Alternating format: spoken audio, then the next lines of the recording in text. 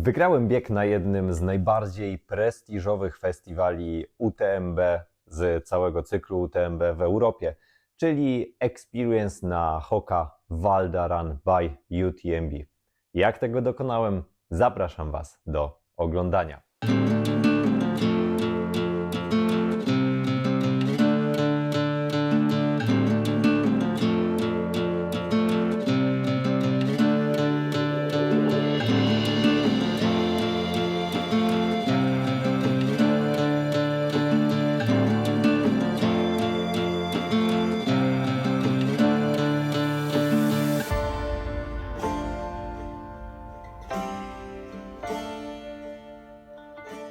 Wyjazd do Val d'Aran był przeze mnie planowany już od samego początku roku. Pod uwagę brałem tak naprawdę dwa eventy. Jeden był na Korsyce, drugi właśnie w Val d'Aran. Dlaczego Val d'Aran przeważyło?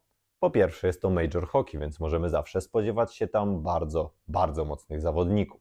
Po drugie, w Pirenejach będę startował również na Mistrzostwach Świata, dlatego postanowiłem się tam udać, żeby troszeczkę sprawdzić sobie ten teren przed samym startem docelowym.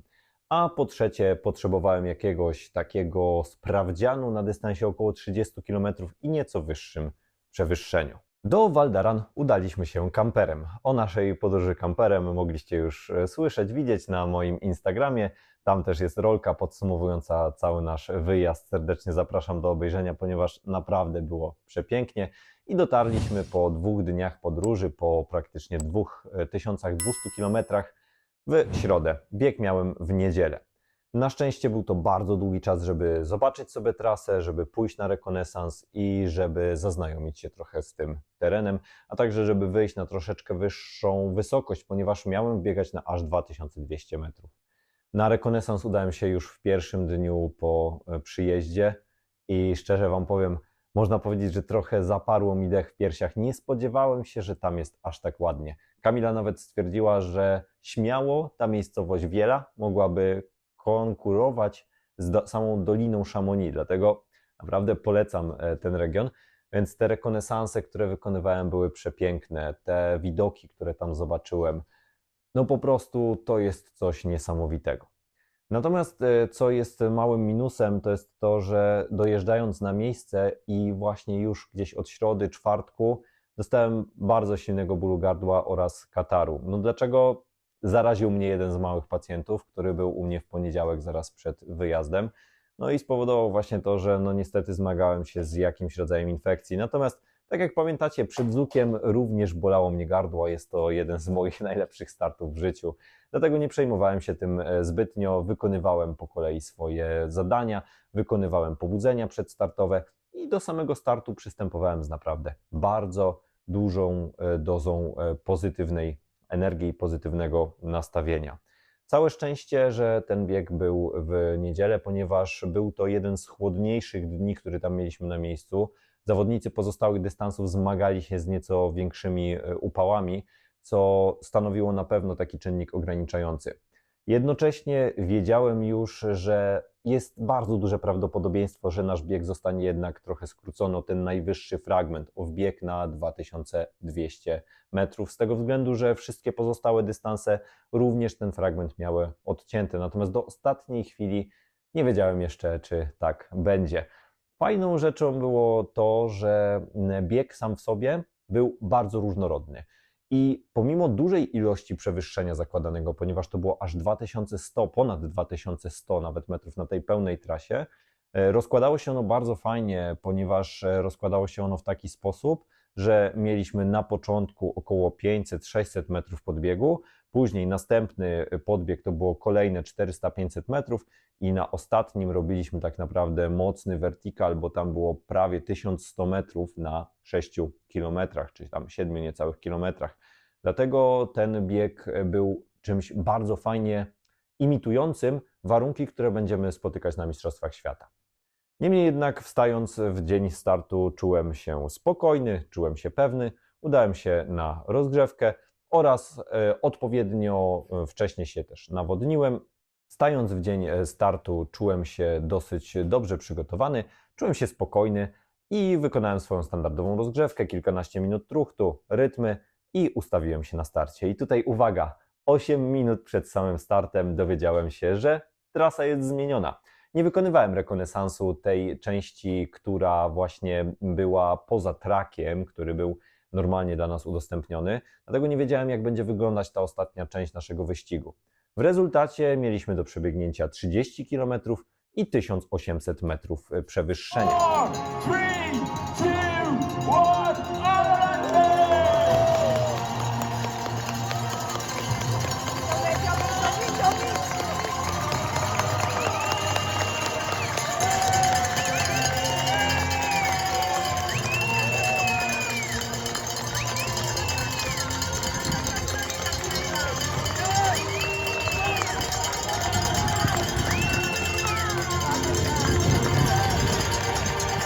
Ruszyliśmy i tutaj od razu objąłem prowadzenie. Czułem się naprawdę pewnie, wiedziałem, że będę miał jednego mocnego tak naprawdę rywala, bardzo mocnego, na moim mniej więcej poziomie z Portugalii. Okazało się, że jednak niestety on się tutaj nie pojawił, dlatego czekała mnie solowa walka z czasem.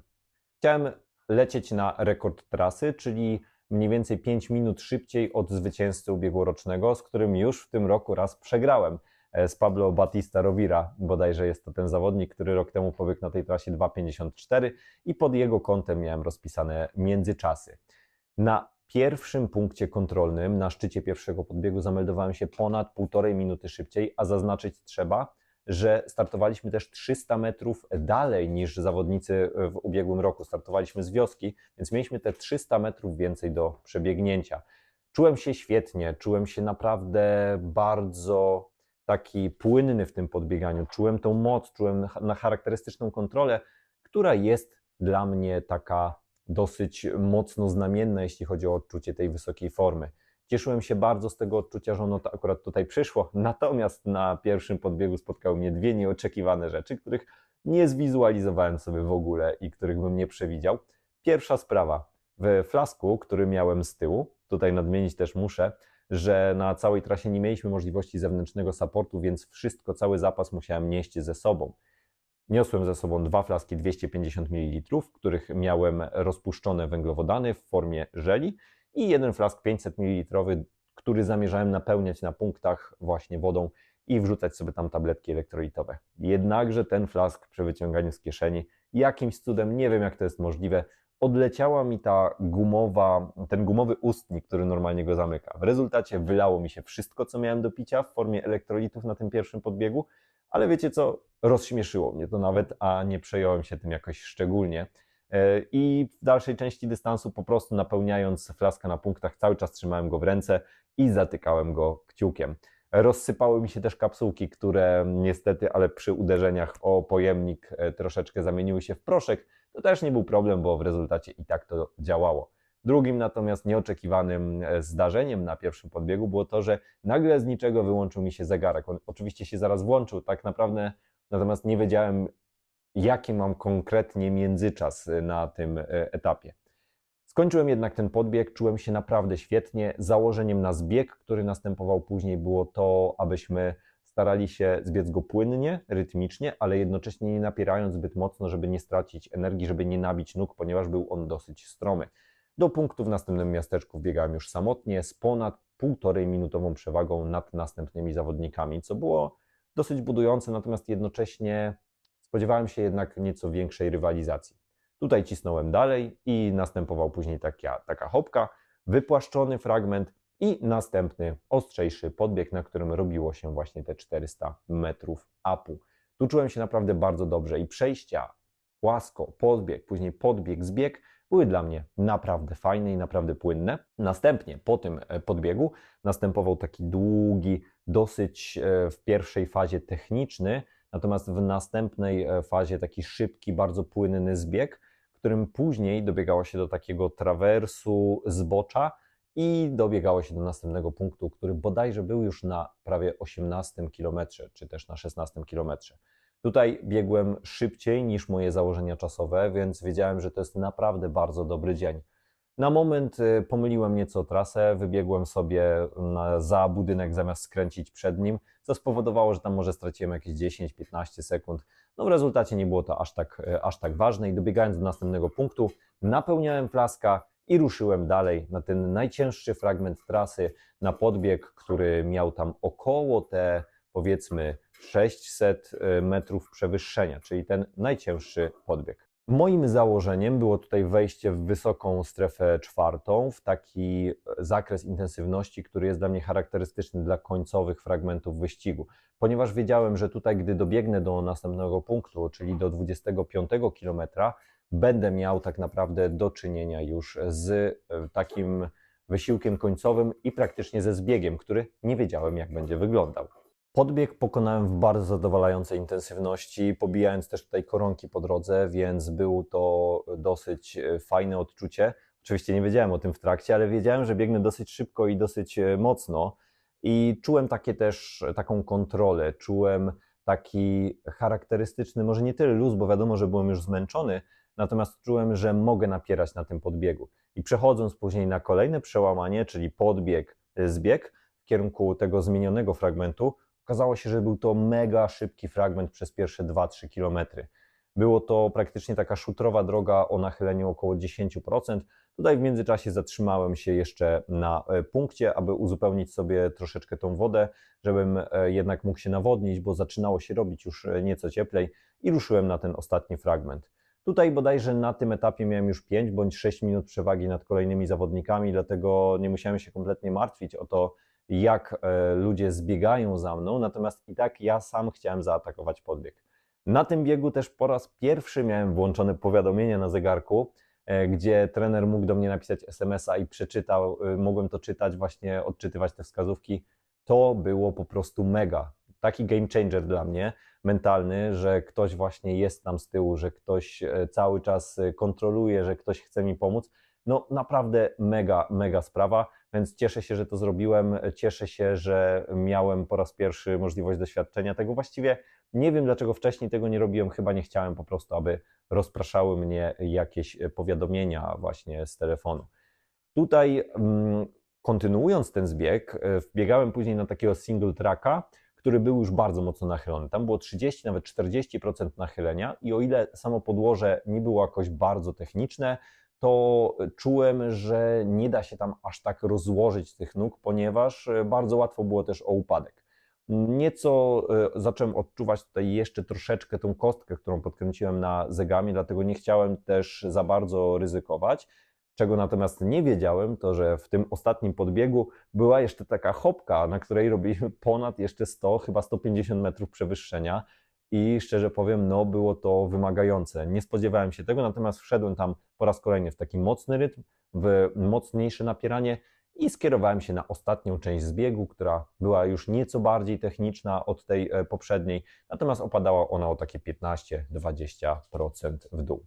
Na samym końcu ostatni kilometr prowadził już przez miasteczko po asfalcie. Tutaj postanowiłem sobie, że będę naprawdę bardzo mocno napierał, co też właśnie zrobiłem, ponieważ nie wiedziałem do końca, jaki mam czas w danym momencie, a chciałem zejść poniżej 2:30 na tej skróconej trasie, ponieważ oznaczałoby to taki ekwiwalent tego, co chciałem zrobić finalnie, czyli tego osiągnięcia czasu poniżej 2:50 na pełnej trasie.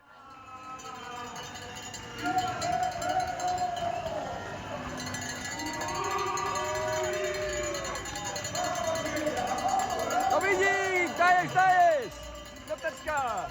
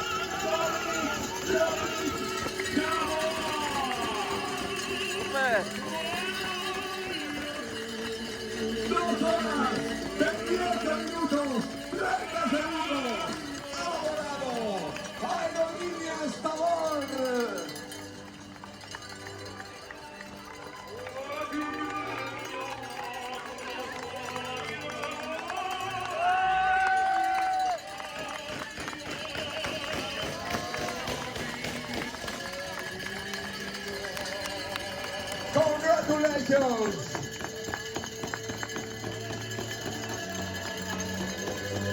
wonderful way to spend a Sunday morning. A superb victory, a superb performance.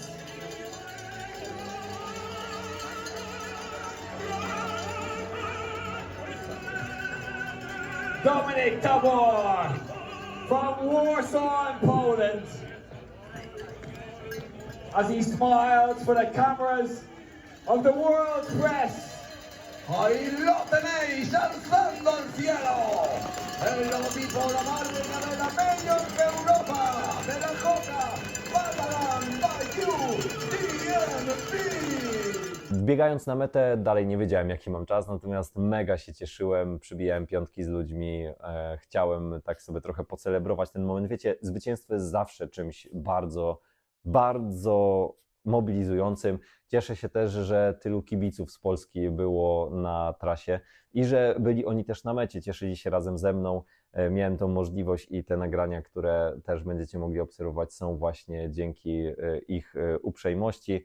Cieszę się z tego bardzo, że spełniłem swoje założenia, ale przede wszystkim też z tego, że miałem to odczucie w końcu takiej formy, że ono powróciło. Po Zegamie byłem troszeczkę zdemotywowany, można powiedzieć, że nie poszło mi tak jak chciałem, natomiast skupiłem się na mocnej pracy i widzę, że przede wszystkim ta forma na podbiegach jest dosyć dobra i poprawia się ona razem właśnie z czasem trwania treningu, co też bardzo mocno mnie podbudowuje. Cieszę się, że ten start poszedł tak dobrze, że jest to zaliczona kolejna taka fajna cegiełka. Pokazanie się też w fajnym festiwalu z bardzo dobrym wynikiem. Mam nadzieję, że też trochę pomoże mi to przyszłościowo w profesjonalizacji tego mojego sportowego życia, do czego niezmiennie dążę.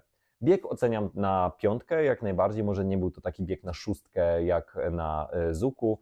Nie było to może jakieś bardzo duże fajerwerki, natomiast było to bardzo solidne, bardzo dobrze wykonane przeze mnie ściganie. Myślę, że jest to również dobra podbudowa przed Sierzinal, do którego teraz ostro trenuję, do którego ostro się przygotowuję i które pozwoli mi sprawdzić swoją formę na nieco szybszej trasie, na bardzo silnym, bardzo mocnym napieraniu. Because I was like, whoa, there will be some fast running here, yeah. Dominic, let me just translate some of that. It's a fantastic answer. Dominic, estaba diciendo que él preparó muchísima carrera. Venía con muchas ganas porque va a representar Polonia en el Campeonato del Mundo en Canfranc en septiembre. Venía con muchas ganas de correr aquí en los Pirineos. Muchas subidas, muchas bajadas. Una pena que no podían subir en la parte más alta de la carrera. Pero bueno, bajaron muy rápido y estaba muy contento. Dominic, come here with me for a second. Because you have all your friends from all your friends from Warsaw. All your supporters. Brawo. And it's just what travel is about. Being with friends, being with family, being with the UTMB family, it's a great privilege to be here, isn't it? Oh yeah, the atmosphere of the UTMB races is always the top one. The organization, the crowds, the rules. It's my like 5th UTMB circuit race in my career, and every time you live up to the expectations. So, and this one, my wife was just saying to me that this area, Wiela, could easily compete with Chamonix Valley. So, for me it's the same. Yeah. Dziękuję oczywiście Wam wszystkim za całe gratulacje, za to, że trzymacie te kciuki za mnie, za to, że tak często mnie wspieracie. Wielu z Was spotykam też poza tą przestrzenią internetową, co mnie bardzo, bardzo cieszy. Bardzo Was proszę, że jeżeli tylko możecie, jeżeli możecie sobie na to pozwolić, a chcecie oglądać te moje treści częściej, bądź chcecie po prostu wesprzeć mój rozwój jako zawodnika, rozważcie proszę wsparcie mnie na Patronite. Bardzo pomoże mi to w profesjonalizowaniu dalej tej mojej kariery sportowej i osiąganiu coraz lepszych wyników. Skomentujcie, podzielcie się w komentarzach, gdzie Wy startowaliście, jakie macie jeszcze plany startowe w tym sezonie.